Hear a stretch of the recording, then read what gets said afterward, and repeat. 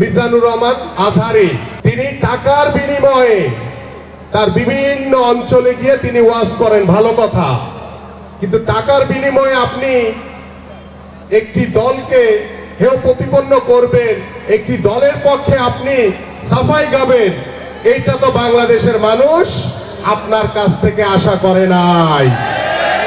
আরেকদিন পত্রিকায় দেখলাম ইসলামিক দলের একজন নেতা, তারা ইসলামী ব্যাংকে নাকি দখল করে নাই বলছে। ইসলামী ব্যাংক তো দখল করা ইতিমধ্যে হয়ে গেছে। আপনারা দখলের নামে আবার কোনো কিছু হলেই বিএনপি চাঁদাবাজি করছে, দখলদারি করছে।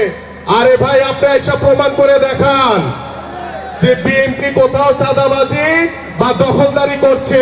এটা আপনাদের বানানো একটি খেলা, আমরা এটা বুঝি।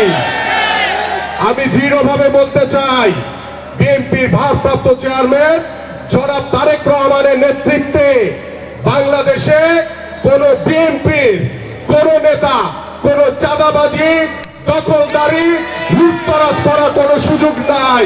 যদি করে, আমি আমিনুল না, বাংলাদেশের বহু মানুষ আছে এই রকম যারা এই ধরনের কার্যক্রমের সাথে জড়িত থাকবে।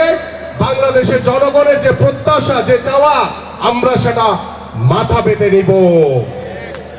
তাই আসুন, এই মিথ্যাচার এবং ইসলামিক দল তারা কি বলেছিল 5ই আগস্টের পরে আওয়ামী লীগকে নাকি তারা মাফ করে দিছে। আরে ভাই, গত 17 বছর ধরে আপনাদের উপরে কম জুলুম নির্যাতন করে নাই, বাংলাদেশের মানুষের উপরে কম জুলুম নির্যাতন হয় নাই।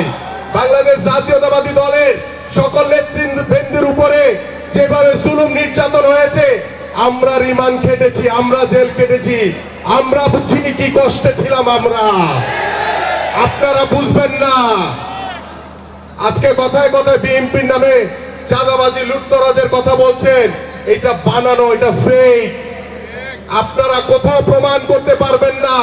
এবং আমরা কিছু কিছু জায়গায়, আপনারা ইতিমধ্যে অবগত আছেন, আমাদের বাংলাদেশে এখন কিন্তু আওয়ামী লীগ আর নাই, সবাই বিএনপি হয়ে গেছে। বিএনপি হয়ে গেছে না সবাই? কেউ বলে যে ভাই আমি আওয়ামী লীগ করি? বলে না, সবাই বিএনপি হয়ে গেছে। ওই নব্য বিএনপি কিছু কিছু জায়গায় চাঁদাবাজি করছে, লুটতরাজ করছে। দোষ দিচ্ছে কাদের? বিএনপির উপরে। আরে ভাই, বিএনপির জন্মটা দেখেন না কিভাবে হয়েছে।